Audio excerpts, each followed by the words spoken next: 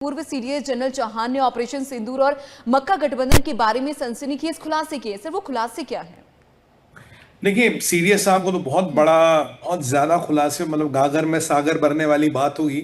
मैं कुछ इंपॉर्टेंट चीजें बताऊंगा, फिर जी। मक्का गठबंधन कहूंगा।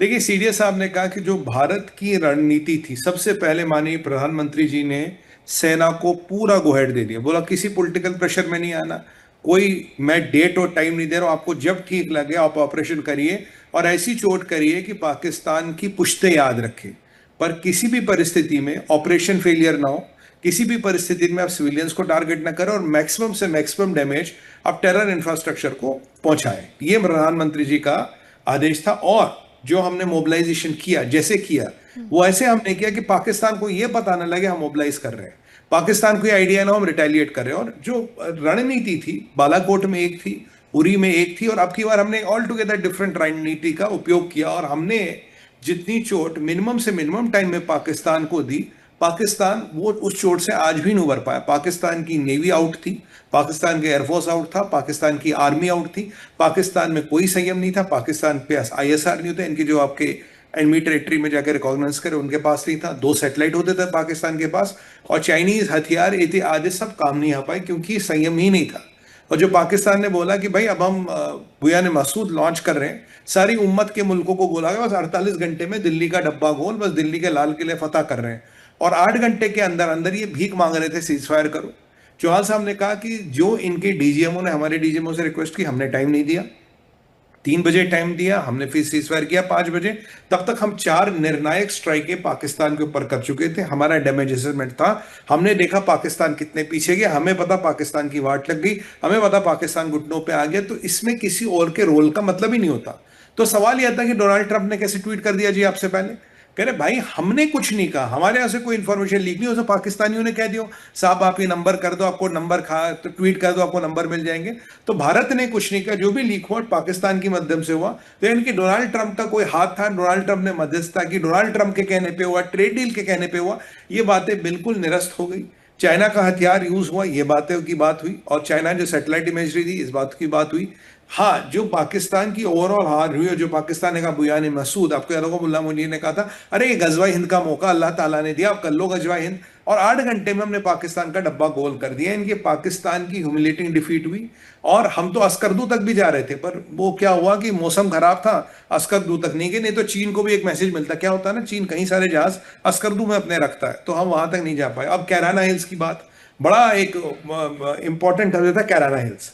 तो अब देखिए, कैराना हिल्स पाकिस्तान की न्यूक्लियर साइट है। चौहान साहब का, जनरल चौहान साहब का कहना, कह रहा भाई देखो हमने कैराना हिल्स को टारगेट नहीं किया, पर सवाल ये कि सर वहां से तो उसके टनल के सामने से धुआं उठा, पाकिस्तान के वीडियो ने दिखाया, पाकिस्तान की मीडिया ने दिखाया धुआं उठते हुए, तो ये धुआं कहां से आया? वहां देखो यार, हमारे पास लॉइटरिंग एम्यूनिशन होता है, ड्रोन्स वगैरह होते हैं, ये जाते हैं, हम उसकी रेकी वेकी करते हैं। और देखिए जो कैराना हिल्स है उसके बिल्कुल लगा है सरगोदा एयरबेस। सरगोदा एयरबेस को हमने टारगेट किया।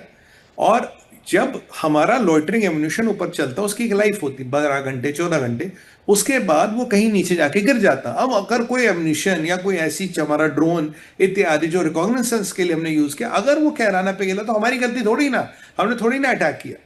देखिए, ये थोड़ा इन बिटवीन द लाइंस वाली बात है। टेक्निकली हमने अटैक नहीं किया, पर पाकिस्तान की वाट लग गई उसके न्यूक्लियर साइट की, मैं मानता हूं।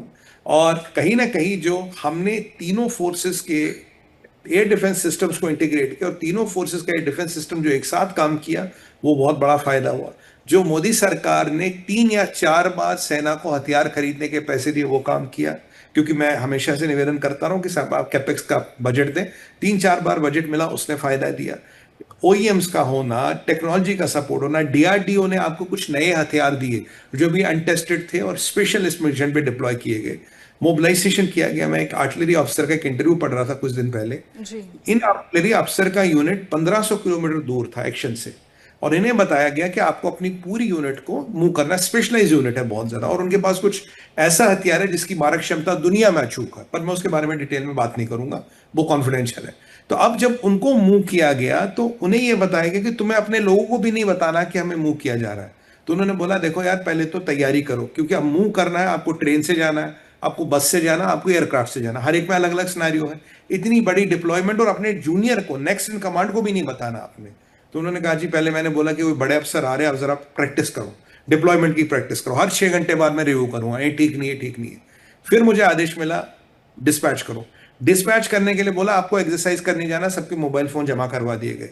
फिर इनको यहां बुलाया गया, जब फिर अल्टीमेटली मतलब वो जो भी हमारे पास हथियार थे, मतलब आर्टिलरी थी, जब उसको एक सही जगह पे निशाने पे लगाया गया, तब ये हुआ कि हम जाके पाकिस्तान पे अटैक कर रहे हैं, और एक समय दिया गया जिससे पूरी आर्टिलरी खुलेगी।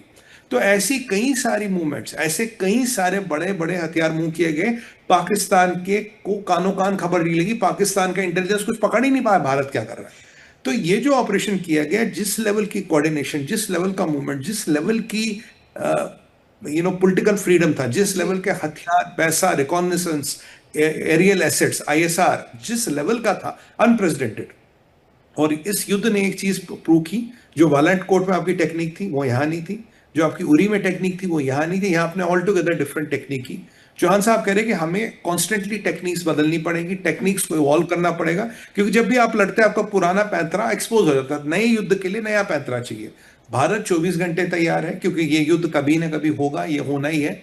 पाकिस्तान ने भी कुछ अपनी तैयारियां, कुछ अपने लूप होल्स किए हैं, पर पाकिस्तान इस युद्ध में पूरा ब्लाइंड था। उन्हें ये नहीं पता था हमारे कैरियर बैटल ग्रुप का है, उन्हें ये नहीं पता कि हमारे एयरक्राफ्ट का, उन्हें कुछ नहीं पता था। बस वो अल्लाह के नाम पे दो गोला दाग रहे थे, लग गया लग गया। इसीलिए पाकिस्तान को जो मुंह की खानी पड़ी, टेक्नोलॉजी, कोऑर्डिनेशन, इन सब चीजों में पाकिस्तान पीछे था, और पाकिस्तान को कोई हवा नहीं थी। चाहे उसके साथ 4-5 मुसलमान मुल्क खड़े हो, चाइना खड़ा हो, पर कुछ कर नहीं पाए, क्योंकि उनकी औकात ही नहीं थी। मतलब जो भारत ने करके दिखाया, जो सीडीएस के पोस्ट ने जादू किया, जो डोवाल साहब का नेतृत्व मिला, जो रक्षा मंत्री जी का सानिध्य मिला, और जो प्रधानमंत्री जी से बिल्कुल गुहार मिला आपको, जो जो डिफेंस कमेटी होती है उसका आपको पूरा साथ मिला, DRDO, army, navy, paramilitary, police, सब ने मिलके ये किया। और प्रधानमंत्री जी का ऑब्जेक्टिव बिल्कुल क्लियर था, पाकिस्तान को वो लेसन सिखाना, जिंदगी भर याद रखें, पर सिविलियन कैजुअलिटीज नहीं करनी है। और हमने पूरे एस्केलेशन मैट्रिक्स को कंट्रोल कर रखा था, एस्केलेशन लैडर को कंट्रोल कर रखा था। हमने सीजफायर तब किया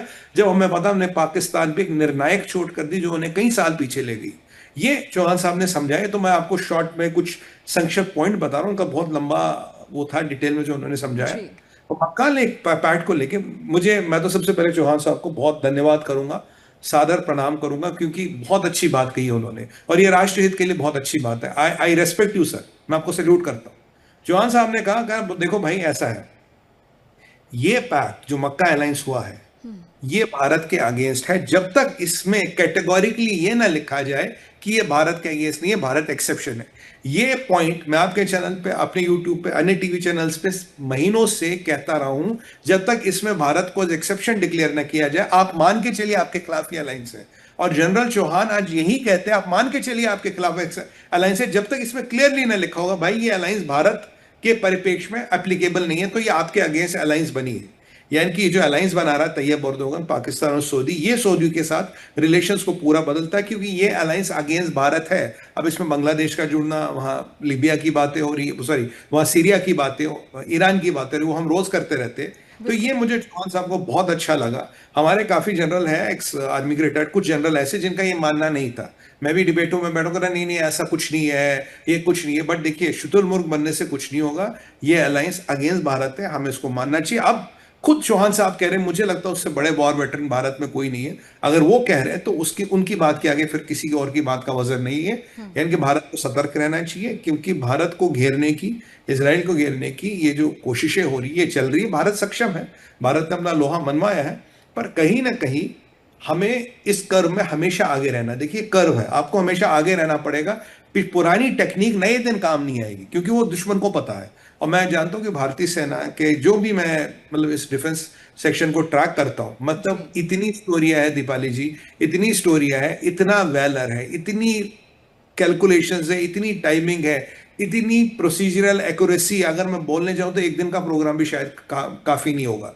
मतलब फैंटास्टिक। मतलब जो पाकिस्तान को हरा गया वो था मोदी जी का नेतृत्व, रक्षा मंत्री जी का सानिध्य, भारतीय सेना का अभूतपूर्व पराक्रम। पूरे सारे जो भी इसके आसपास के कंपोनेंट्स हैं, हम हो गए, आप हो गए, डीआरडीओ हो गया, पैरामिलिट्री हो गया, सब ने मिलके इसको संचालित किया। और सबसे बड़ा चैलेंज आपको पता क्या था?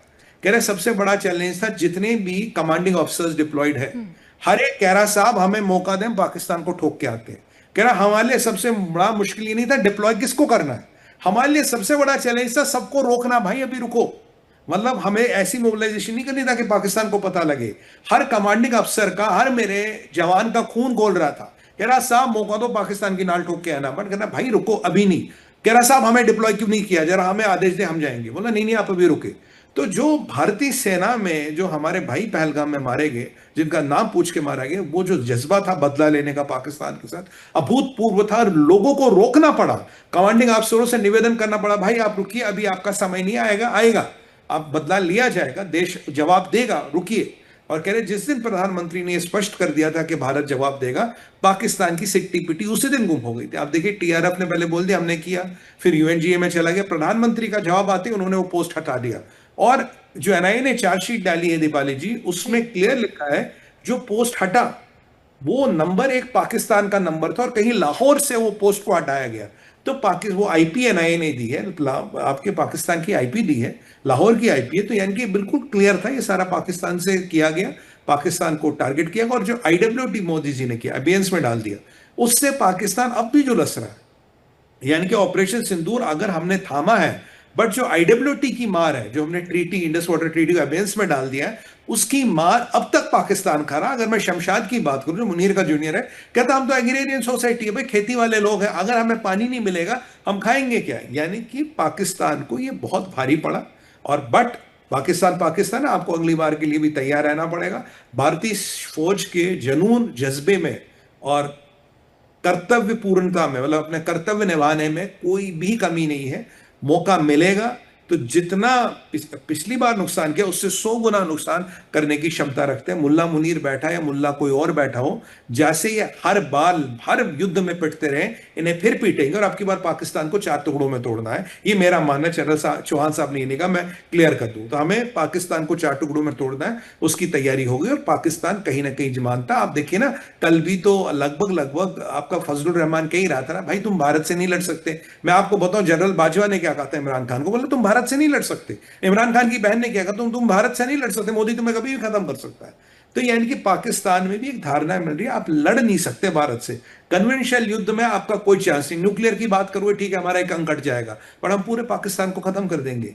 तो पाकिस्तान के पास विकल्प नहीं है। पाकिस्तान की कमियों को जिस बेहतरी से जनरल चौहान साहब ने हाईलाइट किया, दिखाया, बताया, फैंटास्टिक, जबरदस्त। मैं तो लोगों से निवेदन करूंगा कि भाई वो देखें, और आपकी चैनल से भी निवेदन करूंगा वो इंटरव्यू चलाए। बहुत जबरदस्त है वो, फैंटास्टिक है वो। और मक्का पैक्ट को लेके मैं तो जनरल साहब को सैल्यूट करता हूं, क्योंकि पॉलिटिकल करेक्टनेस से ज्यादा इंपॉर्टेंट होता है राष्ट्रीय सुरक्षा। जहां राष्ट्रीय सुरक्षा की बात होती है और पॉलिटिकल करेक्टनेस की जरूरत नहीं है। बिल्कुल क्लियर असेसमेंट है जनरल साहब का, सैल्यूट सर।